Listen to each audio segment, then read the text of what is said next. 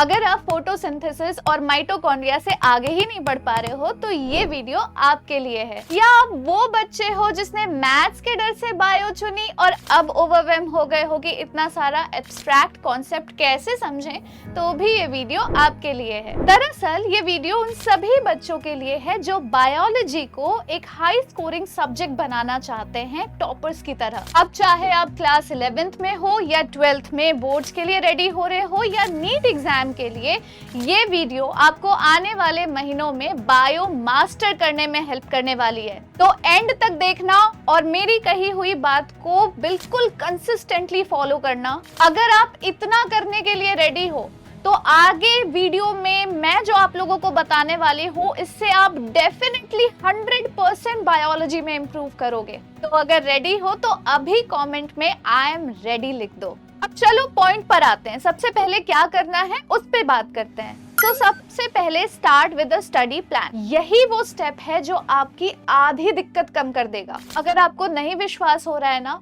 तो मैं आपको गारंटी के साथ कहती हूँ 1 महीने इस स्टेप को फॉलो कर लो and I can assure you कि आपको 1 महीने के बाद अपने आप बायोलॉजी में बहुत ज्यादा इंप्रूवमेंट दिखाई देगी। क्योंकि होता क्या है ना कि जो क्लास 12th के बच्चे हैं वो ज्यादा रिलेट कर पाएंगे इस चीज में।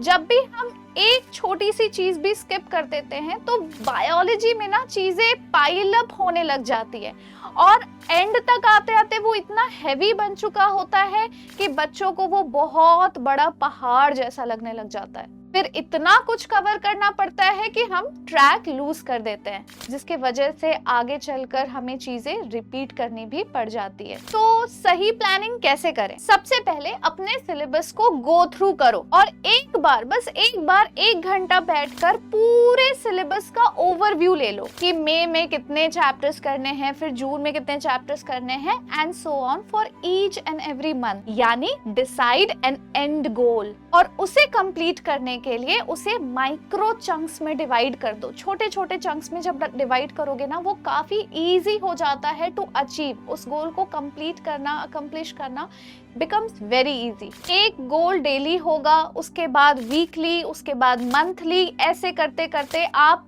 पूरे साल का गोल अचीव कर लोगे एंड आप ईयर के एंड में कंफर्टेबल पोजीशन पे आ जाओगे। इससे आपकी कंसिस्टेंसी बिल्ड होगी। आप टीचर्स पर रिलाई नहीं कर रहे होगे क्योंकि आपका खुद का एक पेस बन चुका होगा और यही सारे टॉपर्स करते हैं। Next, memorize and understand basics. कि जितने भी बेसिक एंड फंडामेंटल कॉन्सेप्ट्स हैं उन्हें पहले समझो और जब समझ में आ जाए तो उसे इन डेप्थ याद करने की कोशिश करो। इतना कि आपसे कोई पूछे तो वो कॉन्सेप्ट्स आपके टिप ऑफ द टंग में होने चाहिए। ये कुछ बेसिक एंड फंडामेंटल कॉन्सेप्ट्स हैं, cell structure, genetics, evolution, plant physiology etcetera. अब जब ये हो जाए ना तो बाकी सिर्फ कॉन्सेप्चुअल अंडरस्टैंडिंग बिल्ड करने पर फोकस करो। आपको बेसिक्स पता है तो चीजें आपके लिए आसान हो जाएगी। तो आपको ना रट्टा मारने की ऐसा कोई जरूरत नहीं है। अब बायो को समझने के लिए हमें कुछ ऐसे मेथड्स चाहिए जो टेक्स्ट बुक से ज्यादा आसान और ज्यादा पावरफुल हो। तो चलो इस पे बात करते हैं। Now make sense of abstract content. हमने पहले बात की कि बायो में चीजें एब्स्ट्रैक्ट होती है, जैसे कि क्लास 11th के chapter cell structure and function में हम उसमें पढ़ते हैं कि सेल के अंदर न्यूक्लियस होता है, न्यूक्लियस के अंदर क्रोमोसोम्स होते हैं, क्रोमोसोम्स के अंदर डीएनए होते हैं, डीएनए हमारे जेनेटिक इंफॉर्मेशन को स्टोर करता है और हमारे सेल के फंक्शन को कंट्रोल करता है। लेकिन हम डीएनए को डायरेक्टली अपने आंखों से तो नहीं देख सकते ना, क्योंकि ये माइक्रोस्कोपिक एंड मॉलिक्यूलर लेवल पर होता है। इसके अलावा डीएनए रेप्लिकेशन, ट्रांसक्रिप्शन, ट्रांसलेशन जैसे प्रोसेसेस भी एब्स्ट्रैक्ट है जो माइक्रोस्कोपिक मॉलिक्यूल्स के इंटरैक्शन से होते हैं। तो ये सब चीजें हम अपनी आंखों से डायरेक्टली नहीं देख सकते क्योंकि ये माइक्रोस्कोपिक लेवल पर होते हैं, मॉलिक्यूलर रिएक्शंस होते हैं जिसे अपने नेकेड आई से देखना और समझना इज नियरली इम्पॉसिबल। तो इसे विजुअलाइज करना पड़ेगा। अब ये कैसे करें? चलो मैं तुम लोगों को एक एग्जाम्पल देती हूँ। आप कोई भी थ्रिलर वेब सीरीज देखते हो जहां पर कुछ क्रिमिनल्स हैं, they are doing some crimes, और वहां पर फॉरेंसिक साइंस वाले हैं, कुछ सीआईडी वाले हैं, they are trying to get to know कि किसने वो क्राइम किया है, और सडनली आप एक डिटेक्टिव बन जाते हो, अपने आप को डिटेक्टिव समझने लगते हो and you try to solve that case, जबकि आपको पता भी नहीं है कि बैक ऑफ द स्टोरी में हुआ क्या है, बट आप वो चीजें विजुअलाइज करते हो on the basis of the information that they are providing to you. Abstract चीजों को समझने के लिए हम मॉडल्स, डायग्राम्स और एनिमेशंस का यूज करते हैं ताकि समझ सके कि डीएनए कैसे आरएनए में कन्वर्ट हुआ, फिर आरएनए से प्रोटीन कैसे बना, कौन कौन से enzymes, molecular scissors, restriction enzymes किस तरह से हमारे सेल में एक रोल प्ले करते हैं, और आपको भी यही करना होगा। बायो को समझने के लिए आप चीजें YouTube पर सर्च करो, एनिमेटेड वीडियोस देखो, इससे आपको ना डायग्राम समझने में भी आसानी होगी। इसके अलावा आप चीजों को किसी फेमिलियर ऑब्जेक्ट से कनेक्ट करके भी देख सकते हो, जैसे कि सेल मेम्ब्रेन को किसी सिक्योरिटी गेट या फिल्टर की तरह समझना, जो कुछ स्पेसिफिक मॉलिक्यूल्स को ही अंदर आने देता है, बाकी को रोक देता है। ये क्लास 11th के chapter cell structure and function में सेल मेम्ब्रेन के सिलेक्टिव परमिएबिलिटी को समझने में हेल्प करती है। ये ऐसी टेक्निक है जो बहुत ही सिंपल है और बच्चे ये नहीं कर पाते, बट ट्रस्ट में अगर आप ये कर रहे हो ना तो आपको बायोलॉजी बहुत सिंपल लगने लग जाएगी। और दूसरी चीज जो आप कर सकते हो वो है प्राइमिंग। नहीं, मैं वो मेकअप वाली प्राइमिंग की बात नहीं कर रही हूँ। बायोलॉजी में ना बहुत कुछ समझना होता है, बहुत कुछ नोट डाउन करना होता है, लेकिन अक्सर बच्चे सिर्फ लिखने में, नोट्स बनाने में लग जाते हैं। बायोलॉजी में काफी सारा समझना होता है और नोट डाउन करना होता है, लेकिन अक्सर बच्चे समझने के बजाय सिर्फ नोट डाउन करने में लग जाते हैं और इम्पोर्टेंट की नोट्स को मिस आउट कर देते हैं। लेकिन यहीं पे प्राइमिंग मेथड से आप नोट्स भी बना लोगे और चीजों को समझ भी लोगे at the same time, and कोई भी चीज मिस आउट भी नहीं होगी। प्राइमिंग का मतलब होता है अपने दिमाग को पढ़ाई शुरू करने से पहले ही प्रिपेयर करना। जैसे एक्सरसाइज से पहले हम वार्म अप करते हैं, वैसे ही पढ़ाई शुरू करने से पहले जब हम प्राइमिंग करते हैं तो पढ़ाई काफी आसान एंड इजी गोइंग हो जाती है। अब क्वेश्चन आता है कि प्राइमिंग कैसे करें। क्लास से पहले टॉपिक का थोड़ा सा प्रीव्यू लो, चैप्टर के हेडिंग्स, सब हेडिंग्स और डायग्राम्स को जल्दी जल्दी एक बार देख लो।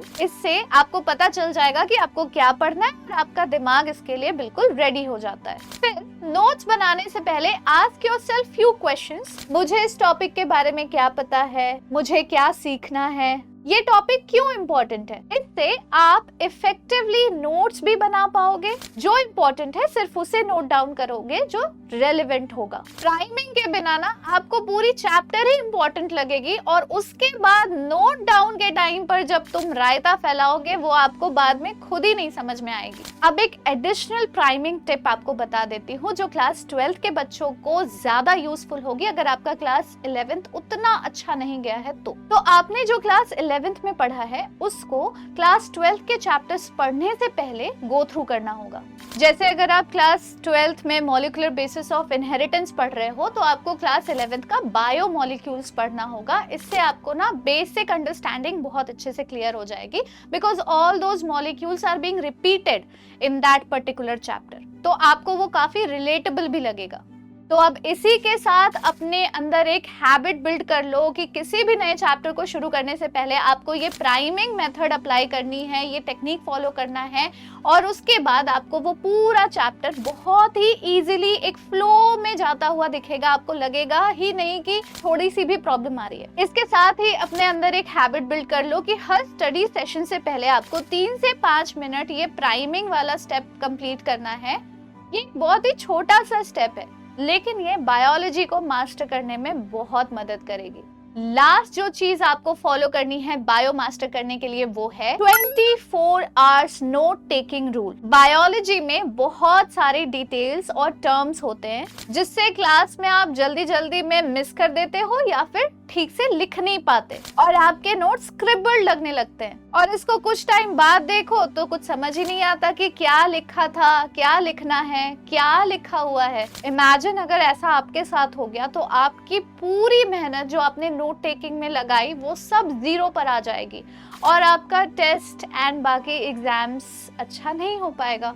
ऐसा ना हो इसके लिए आपको नोट्स को 24 आवर्स के अंदर ही रिव्यू करना है और ये देखना है कि क्या आपने कुछ मिस कर दिया, कुछ मिस स्पेलिंग तो नहीं हो गई, या जो भी लिखा है वो क्लियर है, प्रॉपर हेडिंग, सब हेडिंग या फिर जो डायग्राम बनाया है वो अच्छे तरीके से लेबल्ड है या नहीं। बुक में अगर कुछ अंडरलाइन किया है तो ये देखो कि कहीं कुछ ओवर अंडरलाइनिंग तो नहीं कर दी या फिर उसमें भी कुछ मिस तो नहीं कर दिया। इससे होगा ये कि जो भी पढ़ा है ना वो 24 आवर्स के अंदर ही रीइंफोर्स हो जाएगा भूलने से पहले। इससे डाउट्स या कोई भी वीक पॉइंट्स है वो जल्दी समझ में आने लग जाते हैं।